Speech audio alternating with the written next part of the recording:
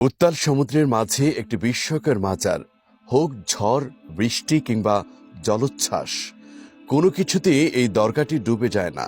যেন কেয়ামতের আগ পর্যন্ত ঠায় দাঁড়িয়ে থাকার পণ নিয়ে এটি সমুদ্র শাসন করে চলেছে। পৃথিবীর অন্যতম বিস্ময়কর এই মাজারটির নাম হাজী আলী শাহ এর মাজার, যেটি ভারতের বোম্বাই শহরে অবস্থিত। আরব সাগরের উপকূল থেকে 500 মিটার দূরে একটি ক্ষুদ্র দ্বীপ অবস্থিত। এই মাজারটি সেখানে মাথা উঁচু করে দাঁড়িয়ে আছে।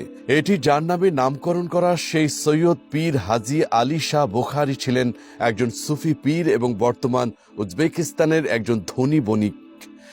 ইলম বা বিশ্বাসের জ্ঞানের মাধ্যমে তিনি অনেক অলৌকিক কাজ করতেন। তিনি বিশ্ব ভ্রমণ করতে করতে একসময় ভারতের বোম্বাইতে এসে থেকে যান। হাজী আলী শাহ বোম্বাইয়ের আসার পূর্বে উজবেকিস্তানে বাণিজ্য করতেন। কথিত আছে সেখানে থাকাকালীন একদিন তিনি নামাজ পড়ে ফেরার সময় রাস্তায় এক মহিলাকে দেখে থেমে যান। মহিলাটি কাঁদছিলেন দেখে তিনি মহিলাটির কাছে গিয়ে তার কান্নার কারণ জানতে চাইলেন। মহিলাটি উত্তর দিলেন সে তেল কিনে বাড়ি ফেরার সময় তেলের বোতলটি পথে পড়ে গিয়েছে এবং বোতলের তেল মাটি শুষে নিয়েছে। মহিলাটির কান্না দেখে আলী শাহের খারাপ লাগে এবং তিনি তার একটি আঙ্গুল মাটির ভেতরে প্রবেশ করায় এবং সঙ্গে সঙ্গে মাটি ভেদ করে তেলের ফোয়ারা উঠে আসে। মহিলাটি সেখান থেকে তার তেলের বোতলটি পুনরায় ভরে খুশি মনে বাড়ি চলে যায়। কিন্তু এরপর থেকে তার খারাপ লাগা শুরু হয়। যদিও সে মহিলাটির উপকার করেছে, কিন্তু তার এটা ভেবে খারাপ লাগে যে তিনি মাটি খুঁড়ে মাটিকে আঘাত করেছেন। এরপর থেকে তিনি রাতে খারাপ স্বপ্ন দেখতে শুরু করেন এবং অসুস্থ হয়ে পড়েন।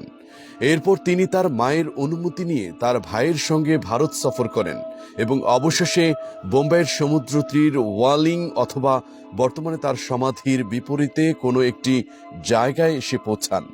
একসময় তার ভাই তাদের নিজ দেশে ফিরে যান, কিন্তু আলী শাহ সেখানেই থেকে যান এবং ভাইয়ের কাছে তার মায়ের জন্য একটি চিঠি লিখে দেন যে তার শরীর ভালো না এবং সে বোম্বাইতে থেকে ধর্মীয় কাজ চালিয়ে যাবেন।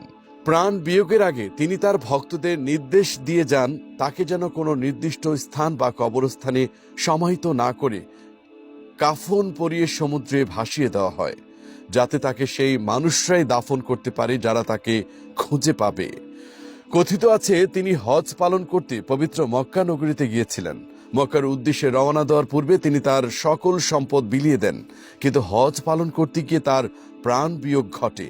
তার ভক্তরা তার দেয়া আদেশ পালন করেন এবং তার কাফন সমুদ্রে ভাসিয়ে দেন। ভাসতে ভাসতে তার কাফন বোম্বাইয়ের ওয়ার্লি সমুদ্রের মাঝে পৌঁছে। পরবর্তীতে সেখানে তাকে সমাহিত করা হয়। ওই স্থানে দরগা শরীফ নির্মিত হয়।